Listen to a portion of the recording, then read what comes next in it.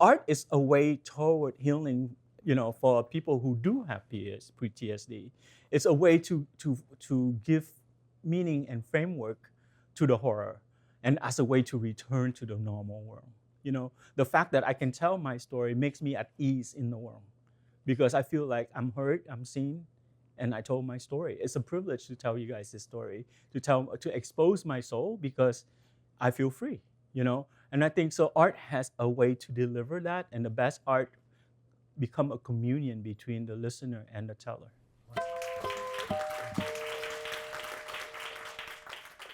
I want to introduce Andrew Lam to you now. Andrew has different sides to him, and one of the sides is he talks about being a reporter. I consider Andrew Lam a public intellectual. His essays and his stories and his reports always had some intellectual content and some observation about culture and society and what was going on. So I think I've heard him on NPR.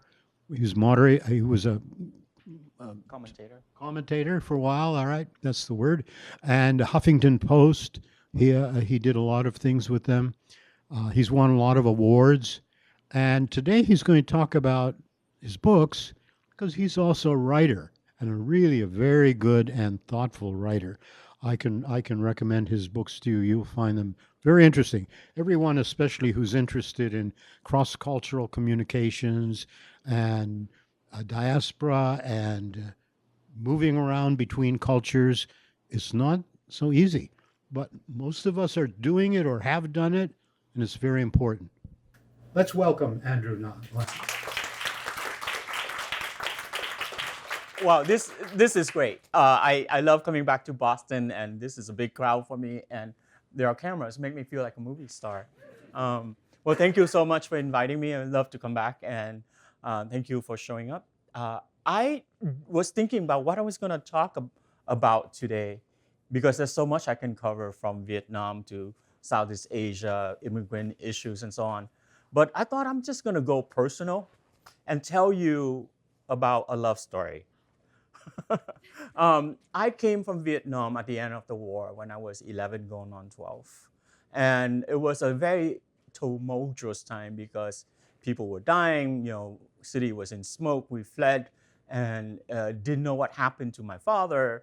When we got to the refugee camp, I was 11, the news announced the end of the war, and Saigon had fallen, communist tanks had rolled into the city. My mom was crying, and the whole camp that I was uh, in Guam was weeping.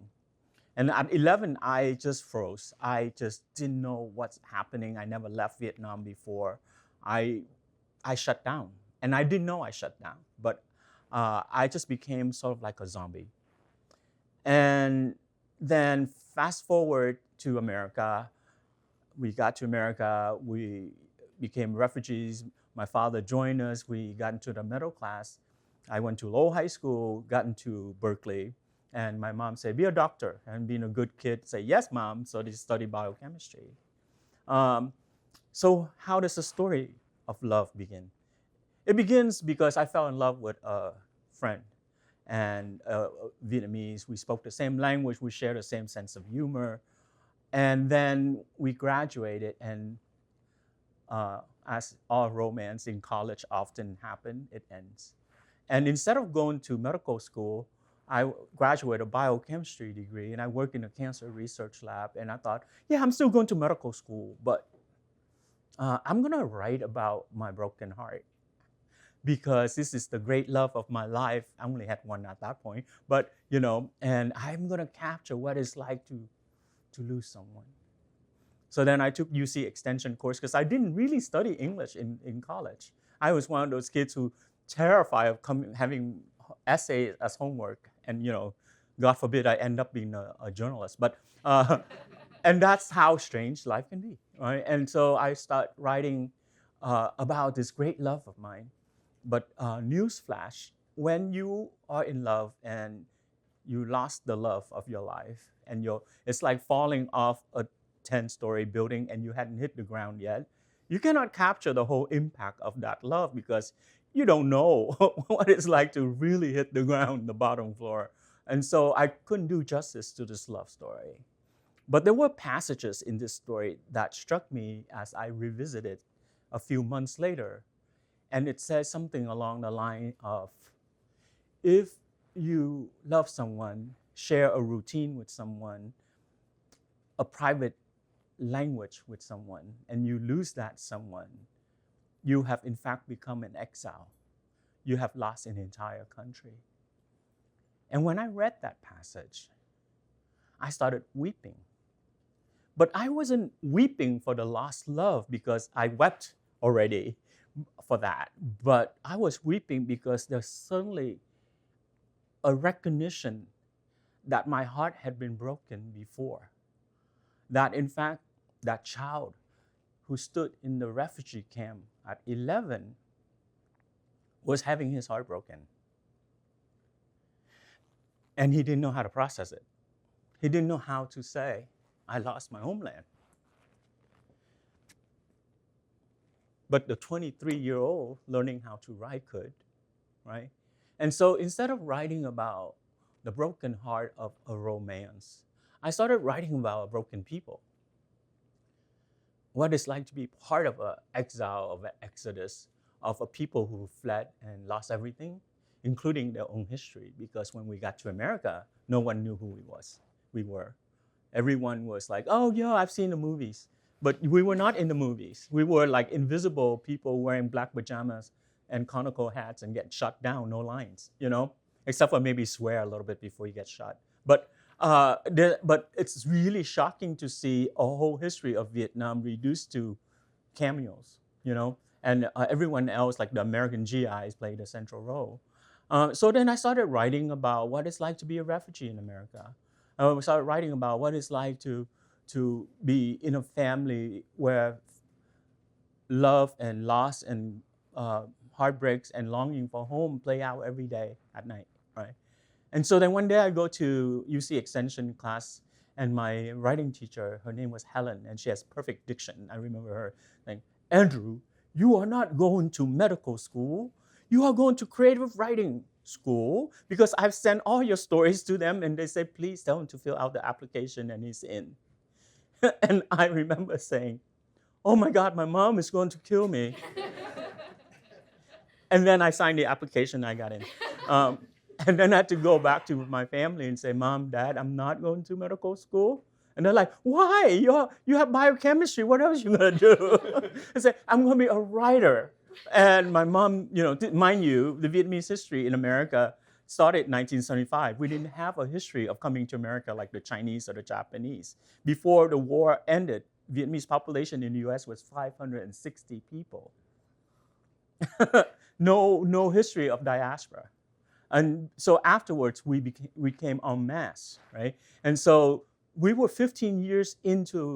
less than 15 years into our history in America. Most Vietnamese were still learning English and trying to get a job and buy a house.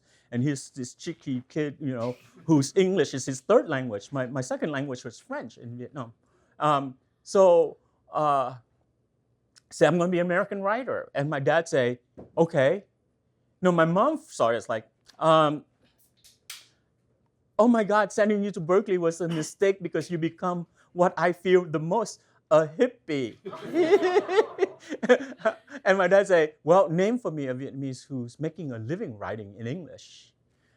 And back then, I couldn't name one, right? And I remember looking at him and say, Dad, well, I'm going to be the first.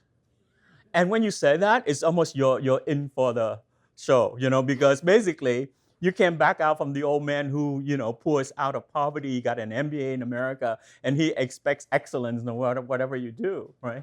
And I'm like, oh my God, I'm in for it. So then I try. I was in creative writing, and I wrote, and I wrote, and I wrote. And the first essay I wrote in a memoir class that I took ended up in the hand of a friend and the classmate who was a journalist, and she gave it to, later on, my mentor, Richard Rodriguez, the famous author. And he called, and my boss as well, Sandy Close from Pacific News Service called, and they wanted to have tea, and they say, your voice is the exact voice we want to add to diversity of voices that we try to build on our news team. And I said, but I don't even read the paper. And they said, it doesn't matter, we want to hear your point of view. And I wrote, I got a clipping back, I got a check, and I was stoked. And fast forward, within 2 years, I became a reporter. I traveled the world, reporting all the way back to Vietnam. And all that time, I'm still thinking of the novel or the fiction world that I was enthralled with. So after the first book, Perfume Dreams, I wrote a second book called East Eats West, which is a follow-up on Vietnamese culture in America. But then I started writing fiction. And so Birds of Paradise followed. And then the latest book is called Stories from the Edge of the Sea. And I think in a way, 30-something years have passed.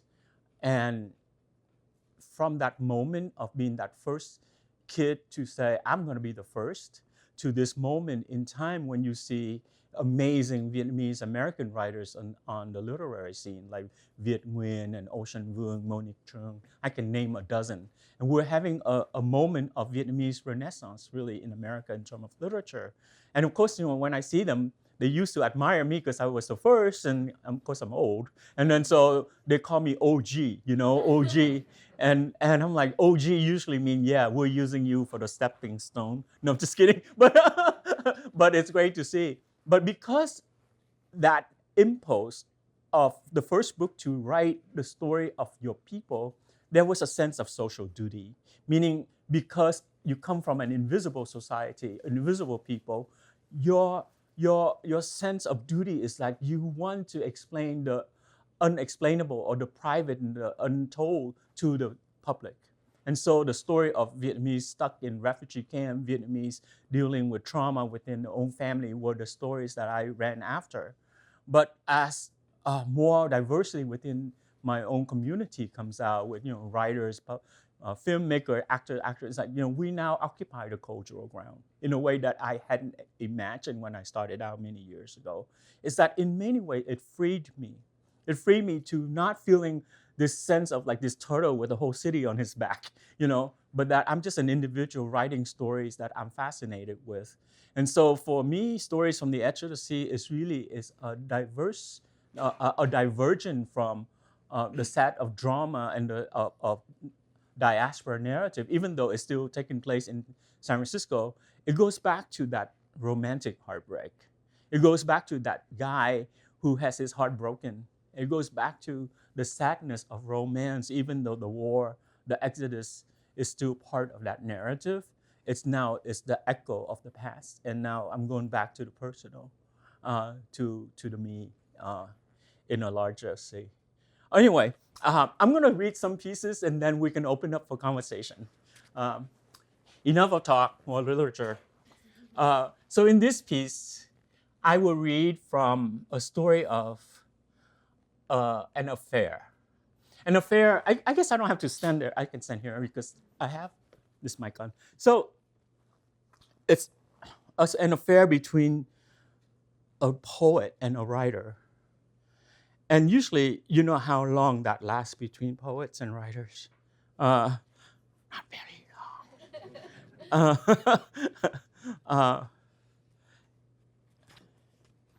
The shark, the tissue, an affair. Not that the glass shard had any business with the sole of his foot. Nevertheless, it made itself familiar, and it was an unending story of how he teased and squeezed and how it refuted his negotiations. But finally, the shard, so small, smaller than the tiniest teardrop, was retrieved, and he, pain still, examined it for a brief moment against the halogen lamp before flicking it to hurl like a comet out the window. On my bed he sat, a teary-eyed Shiva, his wounded foot raised in the air, kicking. I should have swept carefully. This was no way to welcome a poet. I should have mopped, waxed, something. Now I watched as he wiped the wound with a tissue paper and felt awkward, like a caught voyeur. But then he looked up and smiled. Come here, he said. We had seduced each other over the phone and via emails a year before we actually met. An essay of mine had found its way to his part of the world, and he took the initiative of sending me an email full of compliments. I replied, thanking him for his kind words, and discreetly enclosed my number. He called. We talked, mostly of home, of our tropical Vietnamese childhood. He named for me seasons half forgotten, our childhood fruits eaten in stealth and ecstasy. Remember the green mango, sweet and sour and crunchy, eaten with salt and red chili pepper, or even with fish sauce, hidden under the student's desk while an old geezer of a teacher droned on. And the durian, lobes of yellow brain, eaten with glee by an entire family after dinner, fingers digging through a split thorny shell the size of a skull. Family brain surgery, that's what it was. A ceremony of shared flesh. And what a smell! Rotten flesh fragrance. Its pungent aroma remaining for days in your hair, your mouth, your nostrils, your breath. And the milk apple, green and purple outside, milky white inside, to be eaten after siesta.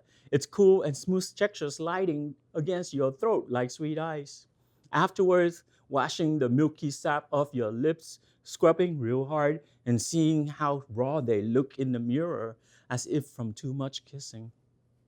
And I in turn recounted for him the flame trees that blossom in the courtyard of my elementary school, red and green, glowing to the point of blindness under an unforgiving sun, its black fruits, hard shells that fit perfectly in a child's palm, turned into swords for boys to duel with.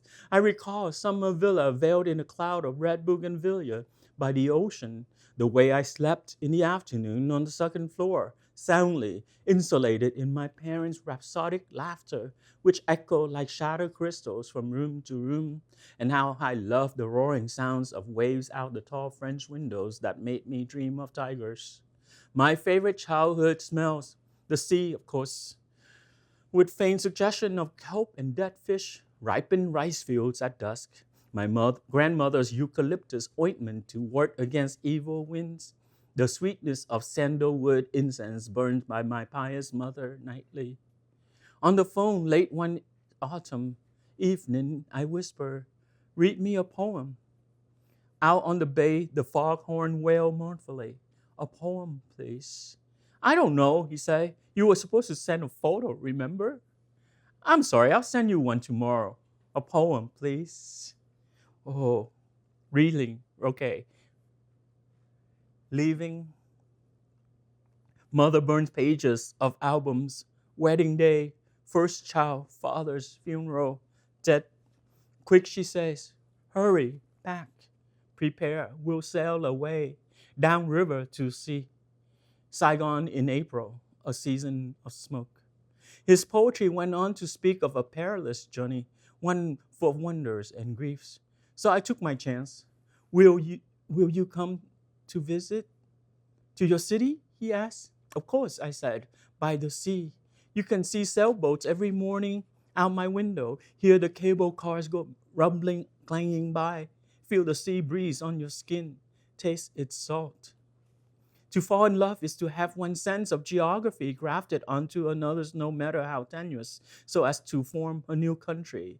I saw Houston in my mind, a city of strip malls, grand old homes, and gleaming glass and steel skyscrapers that coexist cheek by jowl. He in turn imagined San Francisco with its Transamerica pyramid poking the blue sky, windblown hills the color of amber at twilight, sailboats gliding on the bay like playful white butterflies. He imagined, and I could tell this from his voice, that there was freedom somewhere in the next valley. All right, he said, I'll come in December, at the beginning of winter. Then he stepped on the shard and had trouble walking the next day. His new boots, bought a week before, unyielding, dye-stained socks kept sliding downward inside. He walked the city, my city, with the slightest hint of a limp. We were otherwise chirpy as songbirds that first day. At lunch, we held hands under the table at Café Glaude while I introduced him to friends, and afterward, walking home, we broke into an old song about rice harvesting, a song learned so long ago and so meaningless now that neither one of us knows its lyrics entirely. Day 2, to Carmel. I drive, my hand resting sporadically in his, Caesarea Evora cooing nostalgic ballads of love. Last night, under a flapping red awning of a stucco apartment building somewhere on Russian Hill, we kissed, and I impulsively beckoned him to move in with me. He stared out to the dark water and contemplated the offer. Then, before I could speak, he kissed me again and shut me up. He contemplated the sea, a glittering sheet of silver lame that stretches back to the past. It must be strange for him to see the Pacific once more, long hidden from him in Texas, the ocean a reminder of that terrible flight on that crowded boat full of refugees from Saigon.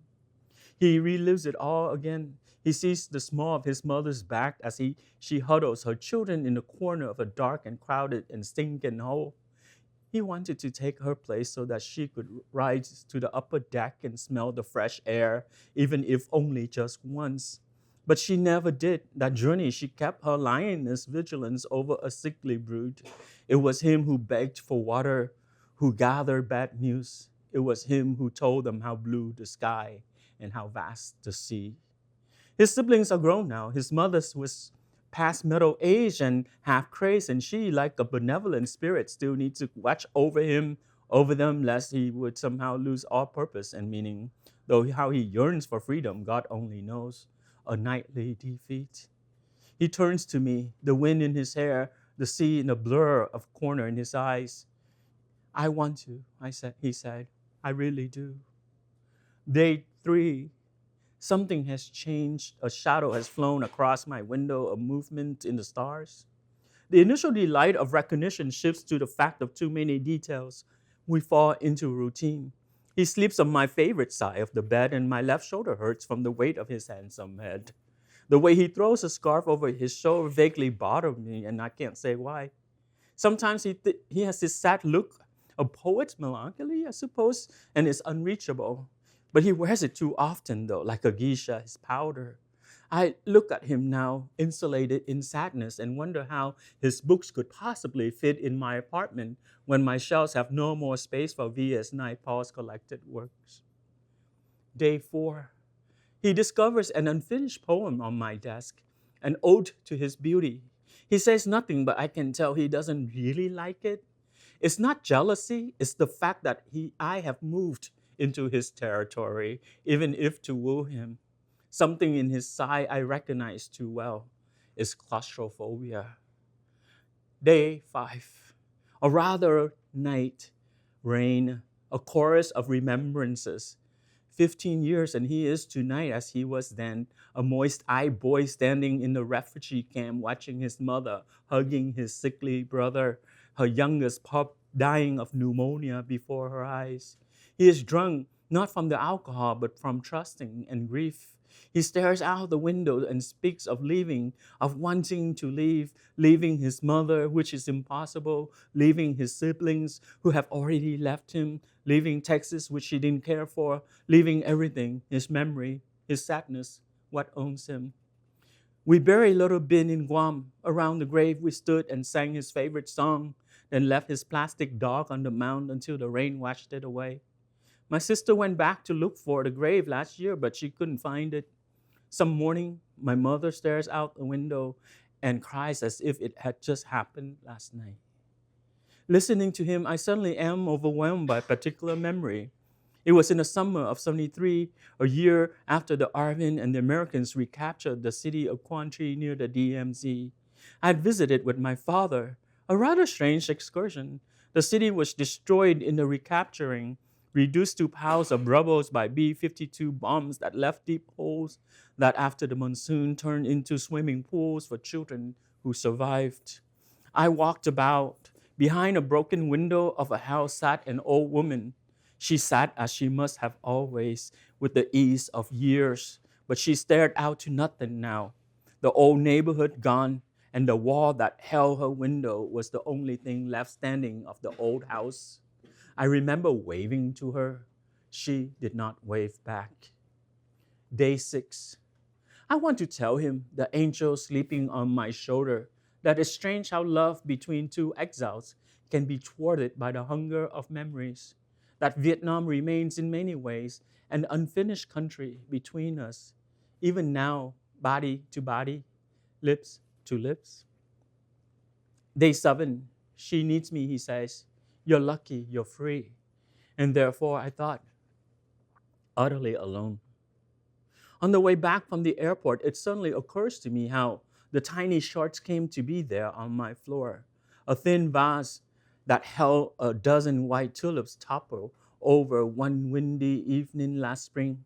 I remember holding the flowers upside down, drunk and out of breath.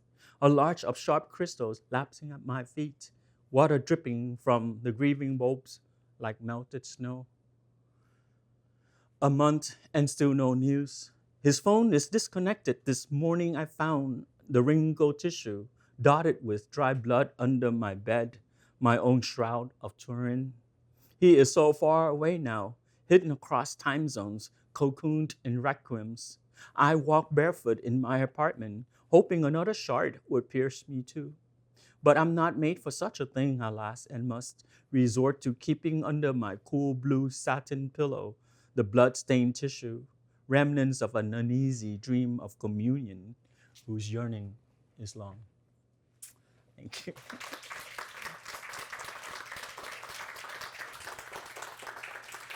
Do we have time for another short piece, do you think? Okay. Um, so I'll just give you a favor because I'm looking for short pieces to read. Some of them are 5,000 words long. I neither have the energy nor do you have the time. But The Promise is one of those pieces that can be easily read in one event because it's short. And this one from Birds of Paradise Lost has the distinction of being read out loud by a famous actor named David Strathairn of Good Night and Good Luck in this radio show on NPR called Selected Shorts, and usually it's Radio City Hall. Anyway, it's called The Promise. And how many people have been on a bus in San Francisco? Okay, so this is the 38 Gary, and I used to live in the Richmond area, and I take the 38 downtown, and so a lot of imagination filled my head because it was a long, long ride. Okay, it's called The Promise. Someone who reads the poem? The Promise closed up shop early because of the pain. He felt as if he was being roasted slowly inside out. By noon, he could no longer focus on his customers' palms. Their life and love lines had all failed to point to any significant future, but blurred and streaked instead into rivers and streams of his memories. Outside, the weather had turned. Dark clouds hung low and the wind was heavy with moisture. He reached the bus stop's tiny shelter when it began to pour.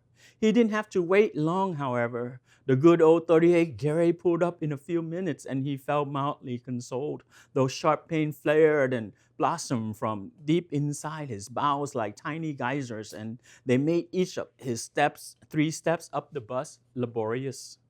It was warm and humid on the bus and crowded, and a fine mist covered the windows. He sat on the front bench facing the aisle, the one reserved for the handicapped and the elderly. A fat woman with rosy cheeks who stayed standing gave him a dirty look. It was true his hair was still mostly black and he appeared to be a few years short of senior citizenship. The Promise pretended not to notice her. He leaned contemptuously back against the sworn and cracked vinyl and smiled to himself. He closed his eyes. A faint odor of turned earth reached his nostrils. The Promise inhaled deeply and saw again a golden rice field, a beatific smile, a face long gone, his first kiss. The rain fell harder on the roof of the bus as it rumbled toward the sea. At the next stop, a teenager got on. Caught in the downpour without an umbrella, he was soaking wet. And his extra large t-shirt that said, "Play hard, stay hard," clung to him. It occurred to the Promise that this was the face of someone who hadn't yet learned to be fearful of the weather. The teenager stood towering over the Promise, blocking him from seeing the fat woman who from time to time still glanced disapprovingly at him. So young, the Promise thought, the age of my youngest son maybe, had he lived. The Promise tried to conjure his son's face in his mind but could not. It had been some years since the little boy drowned in the South China Sea, along with his 2 older sisters and their mothers. And the Promise had escaped on a different boat, a smaller one that left a day after his family's boat and as a result reached America alone. Alone, thought the Promise, and sighed. Alone. It was then that his gaze fell upon the teenager's hand. He saw something there. He leaned forward and did something he never did before on the 38 Gary. He spoke up rather loudly, excitedly. You, he said in his heavy accent, I see wonderful life. The teenager looked down at the old man and arched his eyebrows. I'm a palmist, said the palmist. Maybe you give me a hand. The teenager said nothing. No one had ever asked to see his hand on this bus before. That fat woman snickered. Oh, she's seen it all on the 30 Gary. She wasn't surprised. This is my last reading. No money, huh? Free gift for you. The palmist pressed on. Give me your hand. I don't know, the teenager said, scratching his chin. He was nervous. He felt as if he was caught inside a moving glass house and that with the passengers looking on, it somehow turned into one of its most conspicuous plants. What don't you know? Asked the palmist. Maybe I know. Maybe I answer. Dude, the teenager said, I don't know if I believe in all that hocus pocus stuff. And though he didn't say it, he didn't know he wanted to be touched by an old man who had wrinkled and bony hands and a nauseating tobacco breath. To stall, the teenager said, I have a question though. Can you read your own future? Can you tell when you're gonna die and stuff? Then he thought about it. Nah, forget it, he said. Sorry, that was stupid. The bus stopped abruptly at the next stop, and everyone who was standing struggled to stay on their feet. But those near the front of the bus were also struggling to listen to the conversation. No, not stupid, said the palmist. Good question. Long ago, I asked same, Read same story in many hands of my people. Stories say, something bad will happen, disaster. But in my hand said, good thing.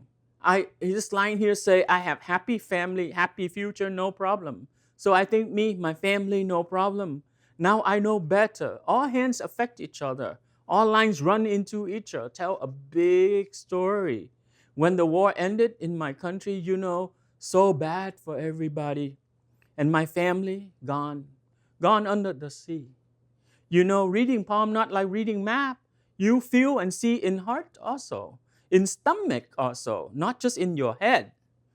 It is how you say tuition, intuition, the teenager corrected him.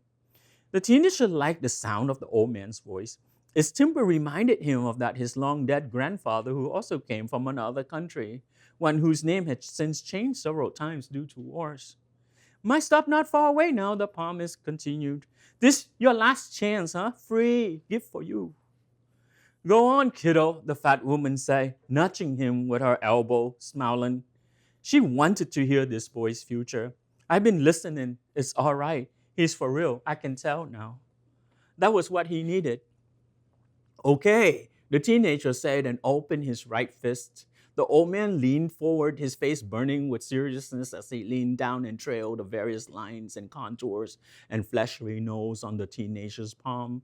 He bent the boy's wrist this way and that, kneaded and prodded the fingers and knuckles as if to measure the strength of his resolve. He made mysterious calculation in his own language, mumbling a few sing-song words to himself. Finally, the palmist looked up and in a solemn voice spoke. You will become an artist. When 25, you're going to change very much. If you don't choose right, so many regrets. But don't be afraid, huh? Never be afraid. Move forward, always. You have help, huh? These squares right here, they're spirits and mentors. They come, they protect, they guide you. When you reach mountaintop, people everywhere will hear you, know you, see you, your art. What people see, what you see, others will see. Oh, so much love. You number one someday. The palmist went on like this for some time. Despite his pains, which flared up intermittently, he went on to talk of ordinary palms and sad faces that he read, and misfortunes he saw coming, and wondrous opportunities that he saw squandered by fear and distrust. Divorces and marriages and death in families he read too many, broken romance, betrayals, and adulteries too pedestrian to remember. Twice, however, he held hands that had committed unspeakable evil, and he was sick for a week each time. And once, he held the hand of a reincarnated saint. How many poems had he read since he came to America? So many, he answered his own question, laughing. Too many, thousands. Who care now? Not me. When the palmist finished talking, the teenager retrieved his hand and looked at it. He found it heavy and foreign somehow. Most of what the palmist said made no sense to him. Sure, he loved reading a good book now and then because reading was like being inside a cartoon. But for that same reason, he loved cartoons even more. And even if he got good grades, he hated his stupid English classes, though it's true he did write poetry, but only to himself. And he also played the piano. A singer then? Maybe a graphic artist, maybe a movie star. He didn't know. Everything was still possible. Besides, turning 25 was so far away, almost a decade away. Before she got off the bus, the fat lady touched the teenager lightly on the shoulder. Lots of luck, kiddo, she said and wiped a tear from the corner of her eye. Nearing his stop, the palmist struggled to get up, wincing as he did, and the teenager helped him. The teenager wanted to say something to the old man, but he did not. When the bus stopped, he flashed a smile instead and waved to the palmist, who in turn gave him a look that he, in later years, would interpret as that of impossible longing. In later years, too, he would perceive the palmist in various lights, cruel or benevolent or mysterious, depending on how he fared in his quest. And once, in a fanciful moment, the palmist would appear to him as the first among many bodhisattvas in his life and indicate that theirs was an inevitable encounter in the cosmic sense of things. At that moment, however, all he saw was a small and sad-looking old man whose eyes seemed on the verge of tears as he quietly nodded once to the teenager before stepping out into the downpour. The teenager lived near the end of the line, past the park. As usual, the bus was near empty at this stretch, and he sat down on the bench that the palmist had previously occupied. He could still feel the warmth of the vinyl. With everyone gone now, he grew bored. He turned to the fogged-up window behind him and drew a sailor holding a bottle standing on a sloop. It sailed an ocean full of dangerous waves. The boat, it seemed, was heading toward a girl with large round breasts in a hula skirt, and she was dancing on a distant shore. Behind her, he drew a few tall mountains and swaying palm trees. He hesitated before mischievously giving her 2-3 more heads and 8 or 9 more arms than she actually needed to entice the drunken sailor to her island. And then he pulled back to look. Among her waving arms, the teenager saw a rushing whirl of men, women, and children under black, red, blue, polka-dotted umbrellas and plastic ponchos. He watched until the people and storefront windows streaked into green. Pine trees, fern groves, placid lakes, and well-tended grass meadows is the park, beyond which was the sea. The rain tapered off, and a few columns of sunlight pierced the gray clouds, setting the road aglow like a golden river. The boy couldn't wait to get off the bus and run or do something, glide above the clouds if he could. High above the clouds, a jet plane soared. People were flying to marvelous countries to take up mysterious destinies. With repeated circular movement of his hand, he wiped away sailor, boat, waves, and girl. Where the palmist's thumbnail had pressed into the middle of his palm and made a crescent moon, he could still feel a vague tingling sensation. A poet, he said to himself and gave a little laugh. He looked at his cool, wet palm before wiping it clean on his faded Levi's. What a day, he said, shaking his head. Boy, what a day. Thank you. I'm very curious how you draw inspiration for each of these individual stories. Like, are these people that you have talked to or come across? I'm just like very curious about that You mean process. the process of creative writing and creating characters? Yeah, they actually have different seeds. One story came from a dream, like that's one in this book. It came, like I would say 90% of it came from a dream. And usually I don't remember dreams, but this one I woke up with a full memory of the dream. And the dream was so well told to me that I just basically jogged down the story. That doesn't happen every day. That's just a rare moment. And then in Birds of Paradise Lost, there's this story called Slingshot. I went to the Tenderloin Vietnamese restaurant, and this really super nice, gentle couple who was so polite how are you? What do you want to order for today? And they have this hell on wheel daughter who's like tomboy, and she's in the back arguing on the phone with her boyfriend. And we're like having polite conversation and say, "F you, I'm gonna kick your ass. I see you again," or like that. And then the whole we can hear because it's a tiny place. It's like half of this place, and so we're like giggling because the mother is still like, "So would you like to have coffee with that?" And then she's in the back cursing her boyfriend out, and I'm laughing so hard because the juxtaposition of it. And I thought nothing of it, except for I went home and that voice stayed in my head. That teenager whose face I hadn't seen because she was in the back. I guess she was helping the family after school or something. And she wouldn't leave me alone. And so it becomes the story of this girl with a slingshot, And it starts out like, this dude, man, he comes in our restaurant and always order the same thing. That's how she talks in California. And I hear her voice and I had to put a story to it. And I couldn't stop hearing her voice until I told her story. So there are ways in which story comes to you and they demand full-fledged narrative. And some of them just take you over and you have to do them. I was curious if you'd like to share with us your impressions and your feelings when you first went back to Saigon. Sure. And did you go back to some of your old neighborhoods? What was Sure. the neighborhood that you were in when you were growing up? Yeah. If you don't mind. No, not at all, because that's the other hat I wear as an essayist and journalist.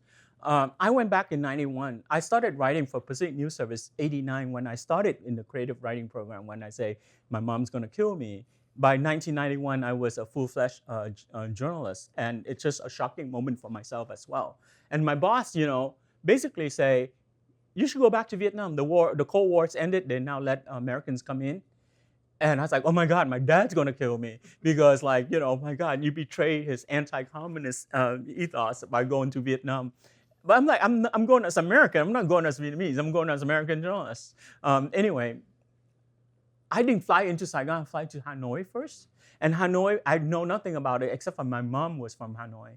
And she told all these lovely stories. But, Hanoi 91 was poor as dirt, okay? And so you get in there, and there was no electricity, or there's barely any electricity. And I got in Hanoi by 8 o'clock, a moonless night. I wrote about it for National Geographic later on. And I stay in this hotel when I get out because I was hungry and there was nothing open.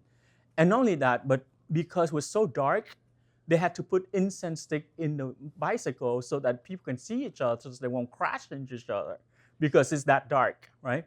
And so my first impression, it was a city of ghosts. Why? Because all you see are shadows and the smell of incense reminds me of the Buddhist temple. And you only go there to pray to dead ancestors usually. So I'm like, my God, the city of dead people. That was my first impression. And then we go back to Saigon and, everything was poor and it's really sad because, Saigon before 1975 ended, the war ended, was kind of like a vibrant pearl of Southeast Asia city. And by the time I got there was nothing, no taxi, just motorcycles and poor people living on the street and stuff. So it was very sad to see it that way. And I wrote my first story about it because I went to the zoo and they were eating a dead elephant. They were selling elephant meat. So my first story about Vietnam was how it's just like Orwell's, shooting an elephant kind of story where this whole belief system kind of collapsed like the elephant, and they ended up selling elephant meat on the street, because the meat was so rare. And so that was my impression of the first time going back to Vietnam. But I have to say, by now, flash forward to 3 decades later, it's a cosmopolitan city. It's never been this cosmopolitan its whole life. I was just talking to Vietnamese student club here, sushi is so good in Vietnam because they fly in from Japan, right? And Koreans are making the best Korean food in Vietnam. So it's now a full-fledged modern society, which is really amazing to see, really amazing to see. You had a question. I had a question, just I guess maybe 2 different questions. One, do you find writing cathartic? Do you find it healing in a way whenever you're creating these stories or whenever you get the urge to write? Yeah, I do. I mean, I don't have money for therapy, so it's the second best. But joking aside, they did laugh, Ron. But Yeah, I think it's a way to heal language. And I'll tell you a little bit about trauma and recovery. I have been participant in post-trauma literature because there's a lot of writing about that. And one of the things that we talk about is how when something horrible or violent or something happened to you, you are removed from the normal world, and you're stuck in your own world because people don't know what you just went through, like the horror. And to return to the normal world, it takes courage. It often takes storytelling, and the courage is to tell your story and or to express it through some kind of art form or something to the people that matter to you. A lot of us don't do that. We hold it in until it explodes in domestic violence or different ways, or haunts you until you become completely neurotic and become violent yourself. So art is a way toward healing, for people who do have PTSD. It's a way to give meaning and framework to the horror, and as a way to return to the normal world.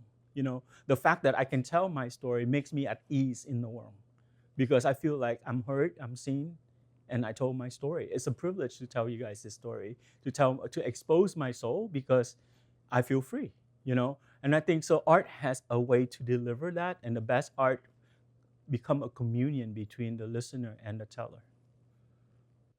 In your latest book, Stories from the Edge of the Sea, as I'm remembering it, every story is written in a different voice, with a different voice. Yep. Now, the first thing I thought was, I've never seen a writer do this before. I've never seen a writer put together a whole book of different voices, different writers' voices. Amazing. I really recommend this book to everyone, and if for nothing else, just read this. You just will admire this. So, but my question is exactly why you did it that way. Um, in your other books, there's a sort of writer's voice that's a little more consistent, and you think you know the author. When I finished Stories from the Edge of the Sea, I said, I don't think I know the author. I don't know which voice is really his. Um, well, Whitman say, I contain the multitudes, right? I think for me, because I go back to the personal, you know, and when I go back to the personal, the first key to creative mindset of character is that you understand the longing of each individual. You hear the heartbeat of each of the character, and they all beat differently, right? Um, it's funny because suddenly I thought of my mother for some reason, but I'll go with it. My mother was very upset because I became a writer and not a doctor.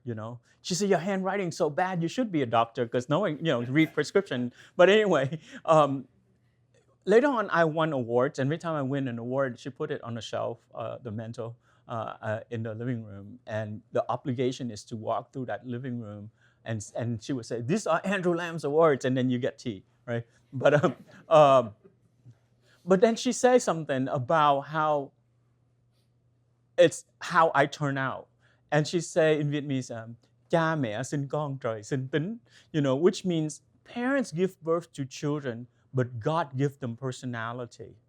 And when you create a world of fiction, you're the God, and the children you create have their own personalities. And the personalities, and if you believe in free will, they all have their own free will.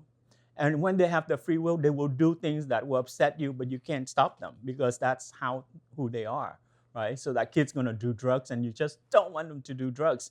But because you're not them, and if you believe they exist, you allow them to come to full dimension and do what they do, you know. And so, to answer your question in a complicated way, is that I give all the characters free will, and then because I hear them and I believe they exist, they also have their own rhythm, their own quirks, their own contradiction, And because of that, they populate the world in which I create but don't own necessarily. So, in your first story, There was a part where you were describing fruits, and I just really wanted to compliment the way that this is so random, but the way that you described durian, Yeah. because it really resonated with me. I think that I'm also Vietnamese. My family is full of immigrants and refugees, and growing up, like, they love durian so much, so it was something that was always in our household. And when you described the smell, Yeah. I think even to someone who hasn't tried it before, like, I think they can imagine how, like, pungent and strong it Yeah. is. And to me, that description was just so nostalgic, even though I don't like it. I really don't like it. Um, it's just, like, brought out, like, a little Yeah. bit of nostalgia for me, Yeah. and I could just see um a little bit of me connecting, like, my heritage and just the story of my family members to your story. And I just want to say thank you for that. Thank you. Thank you. I don't think that I can add to durian. I mean, it perforates. I wanted to know if you could expand more about your experiences immigrating to America and how that kind of impacted your like ethnic identity development, and if you ever had like trouble navigating a balance between American and Vietnamese values. Yeah, I mean, that's the first book.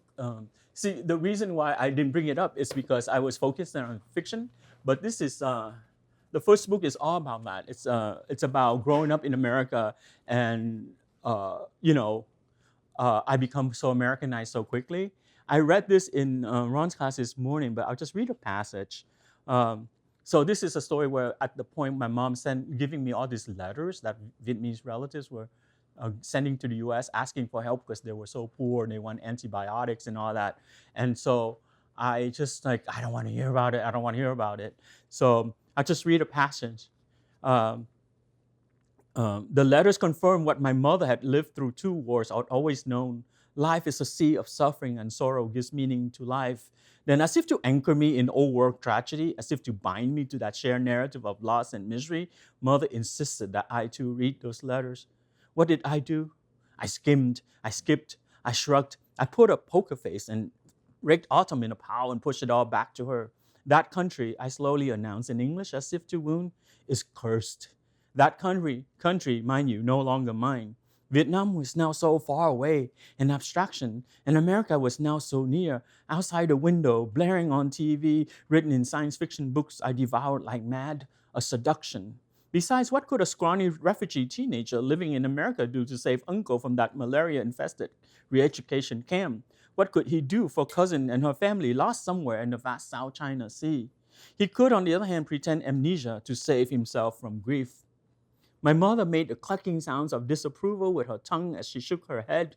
She looked into my eyes and called me the worst thing she could muster. You've become a little American now, haven't you? She was called "đồ cowboy," a cowboy. A Vietnamese appropriated the word cowboy from the movies to imply selfishness. A cowboy in Vietnamese estimation is a rebel who, as in spaghetti westerns, leaves town, the communal life, to ride alone into the sunset. Mother Common smarted, but she wasn't far from the truth. Her grievances against America had little to do with the war and the United States' involvement in it. Her complaint against America was that it had stolen her children, especially her youngest and once most filial son. America seduced him with its optimism and twisted his thinking, bent his tongue and dulled his tropic memories. America gave him freeways and fast food and silly cartoons and sitcoms, imbuing him with sappy, happy ending incitements. Yet it could not be helped. For the refugee child in America, the world splits perversely into two irreconcilable parts, inside and outside. Inside at home in the crowded apartment shared by two refugee families, nostalgia ruled. Inside, the world remained dedicated to what was. Remember the house we used to live in with the red bougainvillea wavering over the iron gate? Remember when we went to Hue and sailed down the Perfume River for the night market and the night was full of stars? Inside, the smell of fish sauce wafted along with the smell of incense from the newly built altar that housed photos of the dead, a complex smell of loss. Inside, the refugee father told and retold wartime stories to his increasingly disaffected children, reliving the battles it fought and won. He stirred his whiskey soda on ice, then stared blankly at the TV. Inside, the refugee mother grieved for lost relatives, lost home and hearth, lost way of life, a whole cherished world of intimate connections, scattered and uprooted, gone, gone, all gone. And so inside, I, the refugee child, felt collected weight of history on my shoulders and fell silent. Outside, however, what do you want to be when you grow up, Mr. K, the English teacher in 8th grade asked. I never thought of the question before, such an American question, but it intrigued me. I did not hesitate. A movie star, I answered, laughing. Outside, I was ready to believe, to swear that the Vietnamese child who grew up in that terrible war and who saw many strange, tragic, and marvelous things was someone else, not me. That it had happened in another age centuries ago. That Vietnamese boys never grew up. They wandered still in the garden of my childhood memory. Was I had gone on, hadn't I? It was a feeling that I could not help. I came to America at a peculiar age, pubescent and not fully formed, old enough to remember Vietnam. I was also young enough to embrace America and to be shaped by it. Outside in school, among new friends, I spoke English freely and deliberately. I whispered sweet compliments to Chinese and Filipino girls and made them blush. I cussed and joked with friends and made them laugh. I bantered and cavorted with teachers and made myself their pet. Speaking English, I had a markedly different personality than when speaking Vietnamese. In English, I was a sunny, upbeat, silly, and sometimes wickedly sharp-tongued kid. No sorrow, no sadness, no cataclysmic grief clung to my new language. A wild river full of possibilities flowed effortlessly from my tongue, connecting me to the new world. And I, enamored by the discovery of a newly invented self, I sailed its iridescent waters towards spring. So that's the tension in the family. It's a long way to answer the question. I think we're out of time, Ron. It has been a complete pleasure for me to meet Andrew again after these years since the first time he was here. He's really a very intellectual guy, but a very approachable intellectual. He's not staying back. He's not using vocabulary that someone can't understand, but he's giving us very deep and penetrating and observant ideas. So, one more round of applause.